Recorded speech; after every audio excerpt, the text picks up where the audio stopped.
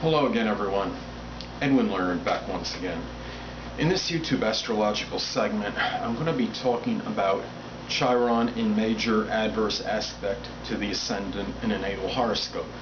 As most of you know, Chiron is associated with the wounded healer. It is connected with that part of the chart where we can strongly emphasize and accentuate with others, but we often have difficulty helping ourselves in this particular area. Chiron was discovered in 1977. It's considered an asteroid or planetoid by some. It varies as far as its perception, but it is not a planet. But its impact is like one of a generational planet as far as my perception on it goes. It's more has more significance by its house placement as opposed to the sign it's in. It takes 4 to 5 years on average for Chiron to traverse a full sign completely. That's why I don't see the sign placement quite as important as the house placement. But anyway, the first thing look at with these aspects, if somebody has any of these, we look at the Ascendant as our projection of self, and Chiron is that wounded healer. This could indicate somebody that maybe, at least on a subconscious level, has certain, I guess we could say, figurative wounds, and perhaps this might somewhat preclude them, maybe to some degree, from maybe projecting their energy from their rising sign as maybe as positively or as much as they really would like to, because they might have some sorrow and despondency that's connected with the Chiron placement with that aspect, and perhaps this might be a person that might be thinking often, or at least periodically, about I guess you could say, old wounds that they had, figuratively speaking. And we look at, I guess you could say, these aspects. Obviously, if you have the square, inconjunct, or opposition, it's adversarial.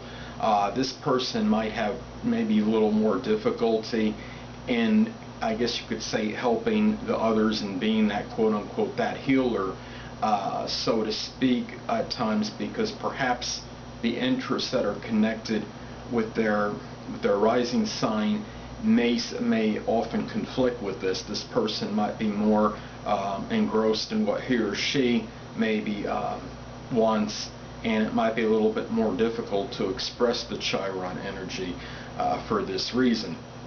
Now we can look at this, like we take some, let's take this aspect. Now let's say hypothetically somebody has a Capricorn ascendant and they have Chiron in Cancer in the 7th house, making an opposition to their ascendant.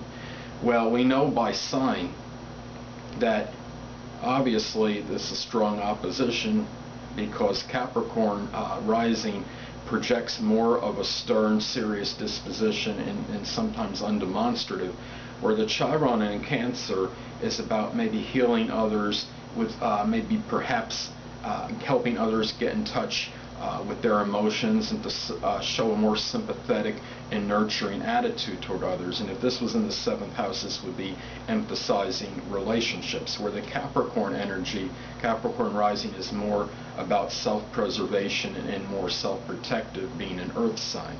Another example could be, let's take somebody that has, say, Gemini rising, and they have, let's say, Chiron in Virgo in the 4th house square their Gemini rising.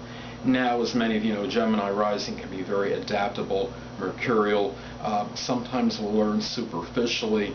Now, Chiron in Virgo may be about helping others get in tune with the fine details in their life, and to be scrupulous regarding things in terms of knowing, maybe like I stated before, being punctilious with the details in whatever particular part of life they need to. And in the 4th house, being more with the family and home life. And And if you have this in square to Gemini rising, well, like I stated, a Gemini rising can learn very fast, is very quick-witted, but they might learn superficially.